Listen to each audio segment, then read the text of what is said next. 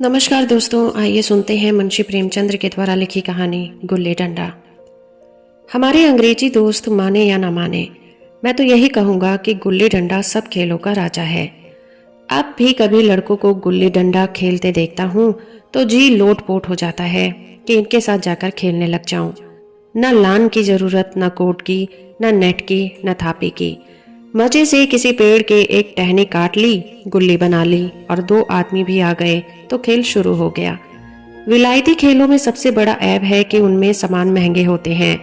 जब तक कम से कम 1 सैकड़ा न खर्च हो जाए, खिलाड़ियों में शुमार ही नहीं हो पाता। यहाँ गुल्ली डंडा है कि बना हर फिटकरी के चोखा रंग देता है। पर हम अंग्रेजी चीजों के पीछे ऐसे दीवाने हो रहे हैं कि अपनी सभी चीजों में अरुचि हो गई है। स्कूलों में हर एक लड़के से 3-4 रुपए सालाना केवल खेलने की फीस ली जाती है। किसी को यही नहीं सोचता कि भारतीय खेल खिलाएं जो बिना दाम कौड़ी के खेले जाते हैं। अंग्रेजी खेल उनके लिए हैं जिनके पास धन है। गरीब लड़कों के सिर क्यों ये व्यसन मढ़ते हैं। ठीक है, गुल्ली से आंख फूट जाने का भय रहता है, तो क्या क्रिकेट से सिर फूट जाने का, तिल्ली फट जाने का या टांग टूट जाने का भय नहीं रहता। अगर हमारे माथे में गुल्ली का दाग आज तक बना हुआ है तो हमारे कई दोस्त ऐसे भी हैं जो थापी को बैसाखी से बदल बैठे। यह अपनी अपनी रुचि है। मुझे गुल्ली ही सब खेलों से अच्छी लगती है और बचपन की मीठी स्मृतियों में गुल्ली ही सबसे मीठी है। वो प्रातःकाल घर से निकल जाना, वो पेड़ पर चढ़कर टहनियाँ काटना और गुल्ली डंडे बनाना, वह उत्साह, वह खिलाड़ियों के जमघटे, वह पदना और पदाना, वह लड़ाई झगड़े, वो सरल स्वभाव जिससे छूत अछूत गरीब अमीर का बिल्कुल भेद नहीं रहता था, जिसमें अमीराना चोचलों की, प्रदर्शन की, अभिमान की गुंजाइश नहीं थी। न उसी वक्त भूलेगा जब घर वाले बिगड़ रहे हैं। पिताजी चौके पर बैठे वेग से रोटियों पर अपना क्रोध उतार रहे हैं। अम्मा की दौड़ केवल द्वार तक है, लेकिन उनकी विचारधारा में मेरा अंधकार में भविष्य टूटी हुई नौका की तरह टगमगा रहा है और मैं हूँ कि पदाने में मस्त हूँ। न नहाने की सुध है, न खाने की। गुल्ली है तो जरा सी, पर उसमें दुनिया भर की मिठाइयों की मिठास और तमाशों का आनंद भरा हुआ है। मेरे हमजोलियों में एक गया नाम का लड़का था। मुझसे 2-3 साल बड़ा होगा। दुबला, बंदरों की सी लंबी लंबी पतली पतली उंगलियां, बंदरों की सी चपलता, वही झल्लाहट। गुल्ली कैसी ही हो, पर इस तरह लपकता था जैसे छिपकली कीड़ों पर लपकती है। मालूम नहीं उसके माँ बाप थे या नहीं, कहाँ रहता था, क्या खाता था, पर था हमारे गुल्ली क्लब का चैंपियन। जिसकी तरफ आ जाए उसकी जीत निश्चित थी। हम सब उसे दूर से आते देख उसका दौड़कर स्वागत करते थे और अपना गोइया बना लेते थे। एक दिन मैं और गया 2 ही खेल रहे थे। वो पदा रहा था, मैं पद रहा था। मगर कुछ विचित्र बात है कि पदाने में हम दिन भर मस्त रह सकते हैं, पदना 1 मिनट का भी अखरता है। मैंने गला छुड़ाने के लिए सब चालें चली जो ऐसे अवसर पर शास्त्र विहित न होने पर भी क्षम्य है, लेकिन गया अपना दांव लिए बगैर मेरा पिंड न छोड़ता था। मैं घर की ओर भागा। अनुनय विनय का कोई असर न हुआ था। गया ने मुझे दौड़कर पकड़ लिया और डंडा तानकर बोला, मेरा दांव देकर जा। पदाया तो बड़े बहादुर बनके, पदने के बैर क्यों भागे जाते हो। तुम दिन भर पदाओ तो मैं दिन भर पदता रहूं? हाँ, तुम्हें दिन भर पदना पड़ेगा। न खाने जाऊं, न पीने जाऊं? हाँ, मेरा दांव दिए बिना कहीं नहीं जा सकते। मैं तुम्हारा गुलाम हूँ? हाँ, तुम मेरे गुलाम हो। मैं घर जाता हूँ, देखो मेरा क्या कर लेते हो। घर कैसे जाओगे? कोई दिल लगी है? दांव दिया है, दांव लेंगे। अच्छा, कल मैंने अमरूद खिलाया था, वो लौटा दो। वह तो पेट में चला गया। निकालो पेट से। तुमने क्यों खाया मेरा अमरूद? अमरूद तुमने दिया था, तब मैंने खाया। मैं तुमसे मांगने न गया था। जब तक मेरा अमरूद न दोगे मैं दांव न दूंगा। मैं समझता था न्याय मेरी ओर है। आखिर मैंने किसी स्वार्थ से ही उसे अमरूद खिलाया होगा। कोई निस्वार्थ किसी के साथ सलूक करता है? भिक्षा तक तो स्वार्थ के लिए दिए देते हैं। जब गया ने अमरूद खाया तो फिर उसे मुझसे दांव लेने का क्या अधिकार रह गया। रिश्वत देकर तो लोग खून पचा जाते हैं, ये मेरा अमरूद यूं ही हजम कर जाएगा। अमरूद पैसे के 5 वाले थे जो गया के बाप को भी नसीब न होंगे। ये सरासर अन्याय था। गया ने मुझे अपनी ओर खींचते हुए कहा, मेरा दांव देकर जाओ। अमरूद समरूद मैं नहीं जानता, मुझे न्याय का बल था। वो अन्याय पर डटा हुआ था। मैं हाथ छुड़ाकर भागना चाहता था, वो मुझे जाने नहीं देता। मैंने उसे गाली दी, उसने उससे कड़ी गाली दी, और गाली ही नहीं, एक चाटा भी जमा दिया। मैंने उसे दांत काट लिया, उसने मेरी पीठ पर डंडा जमा दिया। मैं रोने लगा। गया मेरे इस अस्त्र का मुकाबला न कर सका। मैंने तुरंत आंसू पोंछ डाले, डंडे की चोट फूल गया और हंसता हुआ घर जा पहुंचा। मैं थानेदार का लड़का एक नीच जात के लौंडे के हाथों पिट गया। यह मुझे उस समय भी अपमानजनक मालूम हुआ, लेकिन घर में किसी से शिकायत न की। उन्हीं दिनों पिताजी का वहां से तबादला हो गया। नई दुनिया देखने की खुशी में ऐसा फूला कि अपने हमजोलियों से बिछुड़ जाने का बिल्कुल दुख न हुआ। पिताजी दुखी थे, वो बड़ी आमदनी की जगह थी। अम्मा जी भी दुखी थी, यहाँ सब चीजें सस्ती थीं और मोहल्ले के स्त्रियों से घराव कासा हो गया था। लेकिन मैं सारे खुशी के फूला न समाता था। लड़कों में जीत उड़ा रहा था। वहाँ ऐसे घर थोड़े ही होते हैं, ऐसे ऐसे ऊंचे घर हैं कि आसमान से बातें करते हैं। वहाँ के अंग्रेजी स्कूल में कोई मास्टर लड़कों को पीटे तो उसे जेहट हो जाए। मेरे मित्रों की फैली हुई आंखें और चकित मुद्रा बतला रही थी कि मुझसे उनकी निगाह में कितनी स्पर्धा हो रही है। मानो कह रहे थे, तू भगवान हो भाई, जाओ, हमें तो इसी उजंड ग्राम में जीना है और मरना भी। 20 साल गुजर गए। मैंने इंजीनियरिंग पास कर ली और उसी जिले का दौरा करता हुआ उसी कस्बे में पहुंचा और डाक बंगले में ठहरा। उस स्थान को देखते ही इतनी बाल मधुर स्मृतियां हृदय में जाग उठी कि मैंने छड़ी उठाई और कस्बे की सैर करने निकला। आंखें किसी प्यासे पथिक की भांति बचपन के उन क्रीड़ा स्थलों को देखने के लिए व्याकुल हो रही थी, पर उस परिचित नाम के सिवा वहां और कुछ परिचित न था। वहां खंडहर था, वहां पक्के मकान थे। जहां बरगद का पुराना पेड़ था, वहां अब सुंदर बगीचा था। स्थान काया पलट हो गई थी। अगर उसके नाम और स्थिति का ज्ञान न होता तो मैं उसे पहचान भी न सकता था। बचपन की संचित और अमर स्मृतियां बाहें खोले अपने उन पुराने मित्रों से गले मिलने को अधीर हो रही थी, मगर वो दुनिया बदल गई थी। ऐसा जी चाहता था कि उस धरती से लिपटकर रोने लगूं और कहूं, तुम मुझे भूल गई, मैं तो अब भी तुम्हारा वही रूप देखना चाहता हूँ। सहसा ही खुली जगह में मैंने 2 लड़कों को गुल्ली डंडा खेलते देखा। एक क्षण के लिए मैं अपने को बिल्कुल भूल गया कि मैं एक ऊंचा अफसर हूँ। साहबी ठाट में, रोब और अधिकार के आवरण में जाकर एक लड़के से पूछा, क्यों बेटे, यहाँ कोई गया नाम का आदमी रहता है? एक लड़के ने गुल्ली डंडा समेटकर सहमे हुए स्वर में कहा, कौन गया? गया चमार? मैंने यूं ही कहा, हाँ हाँ वही। गया नाम का कोई आदमी है तो शायद वही हो। हाँ है तो जरा उसे बुला सकते हो? लड़का दौड़ता हुआ गया और एक क्षण में 5 हाथ के काले देव के साथ लिए आता हुआ दिखाई दिया। मैं दूर से ही पहचान गया। उसकी ओर लपकना चाहता था कि उसके गले लिपट जाऊं, पर कुछ सोचकर रह गया। बोला, कहो गया, मुझे पहचानते हो? गया ने झुककर सलाम किया। हाँ मालिक, भला पहचानूंगा क्यों नहीं। आप मजे में हो? बहुत मजे में। तुम अपनी कहो। डिप्टी साहब का साइस हूँ। मतई, मोहन, दुर्गा सब कहाँ हैं? कुछ खबर है? मतई तो मर गया, दुर्गा और मोहन दोनों डाकिया हो गए हैं। आप? मैं तो जिले का इंजीनियर हूँ। सरकार तो पहले ही बड़े जहीन थे। अब कभी गुल्ली डंडा खेलते हो? गया ने मेरी ओर प्रश्न भरी आंखों से देखा। अब गुल्ली डंडा क्या खेलूंगा सरकार, अब तो धंधे से छुट्टी ही नहीं मिलती। आओ आज हम तुम खेलें, तुम पदाना हम पदेंगे। तुम्हारा एक दांव हमारे ऊपर है, वो आज ले लो। गया बड़ी मुश्किल से राजी हुआ। वो ठहरा टके का मजदूर, मैं एक बड़ा अफसर।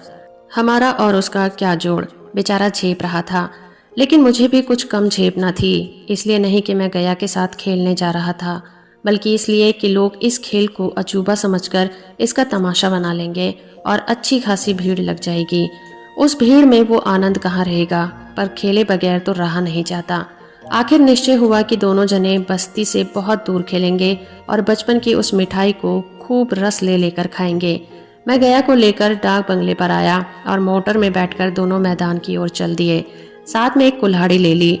मैं गंभीर भाव धारण किए हुए था, लेकिन गया इसे अभी तक मजाक ही समझ रहा था। फिर भी उसके मुख पर उत्सुकता या आनंद का कोई चिन्ह नहीं था। शायद वह हम दोनों में से जो अंतर हो गया था, यही सोचने में मगन था। मैंने पूछा, तुम्हें कभी हमारी याद आती थी गया? सच कहना। गया झेपता हुआ बोला, मैं आपको याद करता हुजूर, किस लायक हूँ। भाग में आपके साथ कुछ दिन खेलना बता था, नहीं मेरी क्या गिनती। मैंने कुछ उदास होकर कहा, लेकिन मुझे तो बराबर तुम्हारी याद आती थी। तुम्हारा वह डंडा जो तुमने तान कर जमाया था, याद है ना? गया ने पछताते हुए कहा। वो लड़कपन था सरकार, उसकी याद न दिलाओ। वाह, वो मेरे बाल जीवन की सबसे रसीली याद है। तुम्हारे उस डंडे में जो रस था वह तो अब ना आदर सम्मान में पाता हूँ न धन में। इतनी देर में हम बस्ती से कोई 3 मील निकल आए थे। चारों तरफ सन्नाटा था। पश्चिम और कोसों तक भीमताल फैला हुआ था, जहाँ आकर हम किसी समय कमल पुष्प तोड़ ले जाते थे और उसके झूमक बनाकर कानों में डाल लेते थे। जेठ की संध्या केसर में डूबी चली आ रही थी। मैं लपक कर एक पेड़ पर चढ़ गया और एक टहनी काट लिया। चटपट गुल्ली डंडा बन गया। खेल शुरू हो गया। मैंने गुच्ची में गुल्ली रखकर उछाली। गुल्ली गया के सामने से निकल गई। उसने हाथ लपकाया जैसे मछली पकड़ रहा हो। गुल्ली उसके पीछे जाकर गिरी। ये वही गया है जिसके हाथों में गुल्ली जैसे आप ही आकर बैठ जाती थी। वो दाहिने बाएं कहीं भी हो, गुल्ली उसकी हथेली में ही पहुंचती थी, जैसे गुल्लियों का वशीकरण कर देता हो। नई गुल्ली, पुरानी गुल्ली, छोटी गुल्ली, बड़ी गुल्ली, नोकदार गुल्ली, सपाट गुल्ली, सभी उससे मिल जाती थी, जैसे उसके हाथों में कोई चुंबक हो, गुल्लियों को खींच लेता हो। लेकिन आज गुल्ली को उससे वो प्रेम नहीं रहा। फिर तो मैंने पदाना शुरू किया। मैं तरह तरह की धांधलियां कर रहा था। अभ्यास की कसर बेईमानी से पूरी कर रहा था। हुच जाने पर भी डंडा खेले जाता था। हालांकि शास्त्र के अनुसार गया की बारी आनी चाहिए थी। गुल्ली पर ओछी चोट पड़ती और जरा सा दूर जा गिरती तो मैं झपटकर उसे खुद उठा लेता और दोबारा डांट लगाता। गया ये सब कुछ देख रहा था पर कुछ बोलता न था, जैसे उसे ये सब कायदे कानून भूल गए हों। उसका निशाना कितना अचूक था। गुल्ली उसके हाथ से निकलकर टन से डंडे से आकर लगती थी। उसके हाथ से छूटकर उसका काम था डंडे से टकरा जाना। लेकिन आज वो गुल्ली के डंडे से लगती ही नहीं थी। कभी दाहिने जाती थी, कभी बाएं, कभी आगे और कभी पीछे।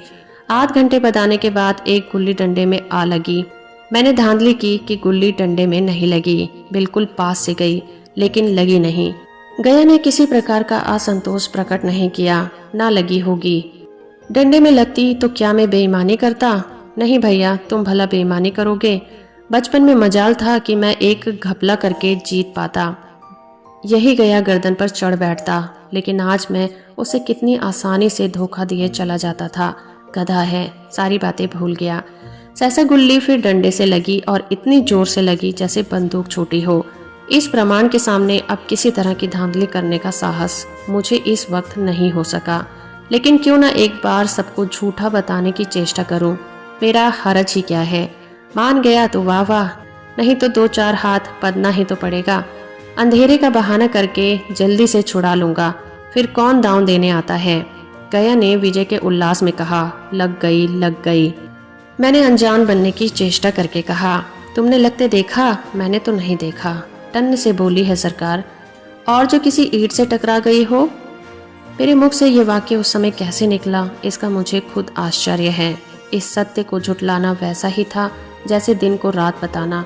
हम दोनों ने गुल्ली को डंडे से जोर से लगते देखा था, लेकिन गया ने मेरा कथन स्वीकार कर लिया। हाँ, किसी ईंट से ही लगी होगी। डंडे में लगती तो इतनी तेज आवाज ना आती। मैंने फिर पिदाना शुरू किया, लेकिन इतनी प्रत्यक्ष धांधली कर लेने के बाद गया की सरलता पर मुझे दया आने लगी।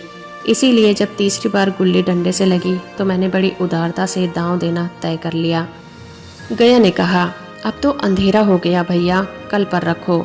मैंने सोचा कल बहुत सा समय होगा, यह न जाने कितनी देर पद आए, इसलिए इसी वक्त मुआवला साफ कर लेना अच्छा होगा। नहीं नहीं, अभी बहुत उजाला है, तुम अपना दांव ले लो, गुल्ली सूझेगी नहीं, कुछ परवाह नहीं। गया ने पदाना शुरू किया, पर उसे अब बिल्कुल अभ्यास न था। उसने 2 बार डांट लगाने का इरादा किया, पर दोनों ही बार हुच गया। 1 मिनट से कम में वो दांव खो बैठा। मैंने अपने हृदय की विशालता का परिचय दिया। एक दांव और खेल लो, तुम तो पहले ही हाथ में हुच गए। नहीं भैया, अब अंधेरा हो गया, तुम्हारा अभ्यास छूट गया, कभी खेलते नहीं। खेलने का समय कहाँ मिलता है भैया। हम दोनों मोटर पर जा बैठे और चिराग जलते जलते पड़ाव पर पहुंच गए। गया चलते चलते बोला, कल यहाँ गुल्ली डंडा होगा, सभी पुराने खिलाड़ी खेलेंगे, तुम भी आओगे? जब तुम्हें फुर्सत हो तभी खिलाड़ियों को बुलाऊं। मैंने शाम का समय दिया और दूसरे दिन मैच देखने गया। कोई 10-10 आदमियों की मंडली थी। कई मेरे लड़कपन के साथी निकले। अधिकांश युवक थे जिन्हें मैं पहचान न सका। खेल शुरू हुआ। मैं मोटर पर बैठा बैठा तमाशा देखने लगा। आज गया का खेल, उसका नैपुण्य देखकर मैं चकित हो गया। डांट लगाता तो गुल्ली आसमान से बातें करती। कल किसी वो झिझक, वो हिचकिचाहट, वो बेदिली आज न थी। लड़कपन में जो बात थी आज उसने प्रौढ़ता प्राप्त कर ली थी। कहीं कल इसने मुझे इस तरह पदाया होता तो मैं जरूर रोने लगता। इसके डंडे की चोट खाकर गुल्ली 200 गज की खबर लाती थी। पदने वालों में एक युवक ने कुछ धांधली की। उसने अपने विचार में गुल्ली लपक ली थी। गया का कहना था कि गुल्ली जमीन में लगकर उछली थी। इस पर दोनों में ताल ठोकने की नौबत आ गई। युवक दब गया। गया का तमतमाया हुआ चेहरा देखकर डर गया। अगर वो दब न जाता तो जरूर मारपीट हो जाती। मैं खेल में ना था, पर दूसरों के इस खेल में मुझे लड़कपन का वही आनंद आ रहा था जब हम सब कुछ भूलकर खेल में मस्त हो जाते थे। अब मुझे मालूम हुआ कि कल गया ने मेरे साथ खेला नहीं, केवल खेलने का बहाना किया। उसने मुझे दया का पात्र समझा। मैंने धांधली की, बेईमानी की, पर उसे जरा भी क्रोध न आया। इसीलिए कि वो खेल न रहा था, मुझे खिला रहा था, मेरा मन रख रहा था। वो मुझे पताकर मेरा कचूमर नहीं निकालना चाहता था। मैं अब अफसर हूँ। यह अफसरी मेरे और उसके बीच में दीवार बन गई है। मैं अब उसका लिहाज पा सकता हूँ, अदब पा सकता हूँ, सहचार्य नहीं पा सकता। लड़कपन था तब मैं उसका समकक्ष था। ये पद पाकर अब मैं केवल उसकी दया योग्य हूँ। वह मुझे अपना जोड़ नहीं समझता। वो बड़ा हो गया और मैं छोटा हो गया हूँ। तो दोस्तों, अभी आप सुन रहे थे मुंशी प्रेमचंद्र के द्वारा लिखी कहानी गुल्ली डंडा। उम्मीद करती हूँ मेरा ये प्रयास और ये कहानी आपको अच्छी लगी होगी। कहानी अच्छी है तो आप इस वीडियो को लाइक और चैनल को सब्सक्राइब करना बिल्कुल मत भूलिएगा।